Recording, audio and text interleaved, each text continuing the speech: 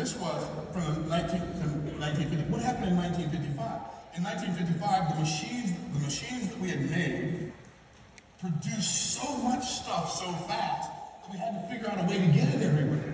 And so we went in the mid-1950s to 1978, we went into what I call the distribution age.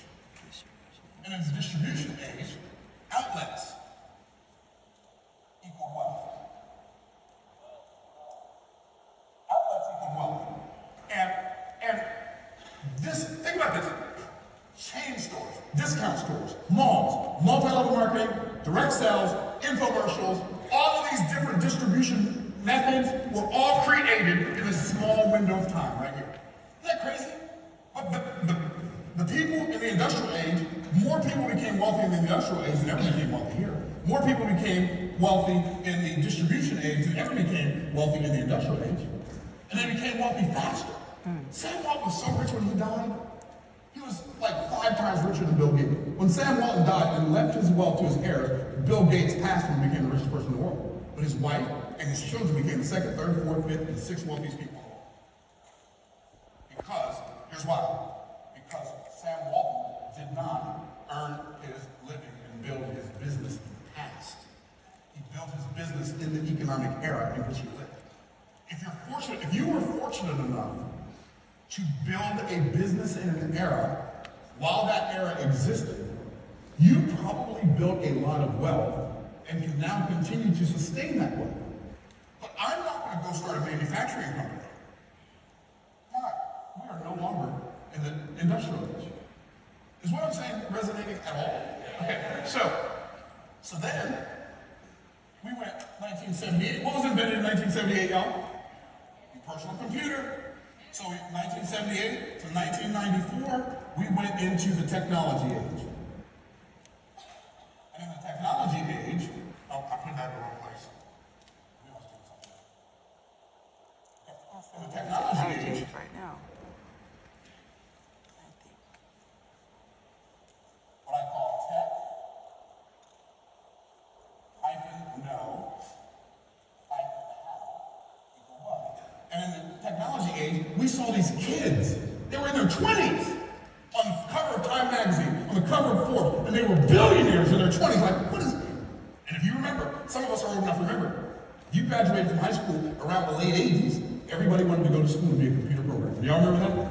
Why? Because Bill Gates and Steve Jobs and Michael Dell and all these computer guys, they were like, oh my goodness. But see, what we didn't realize is we got here too late. Bill Gates started programming computers in 1968. And most people, the reason it feels so hard to create wealth is because you're attempting to make a living in the past. So techno-how equal wealth. And then 1994, sorry, that's a 4. 1994 to 2003, we went into what I call the information age.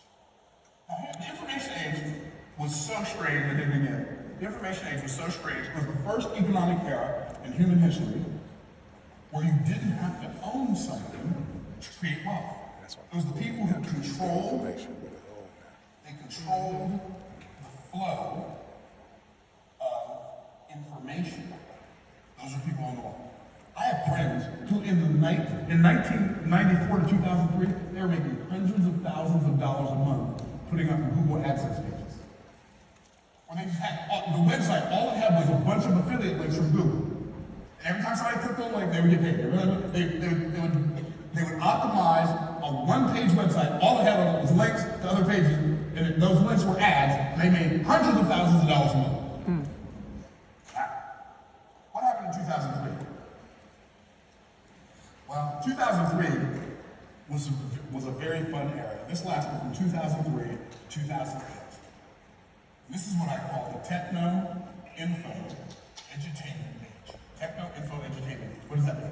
That means during this era, people who knew how to use technology to create information that would educate in an entertaining way, these were the people who owned the wealth. Russell, yes, they owned the wealth.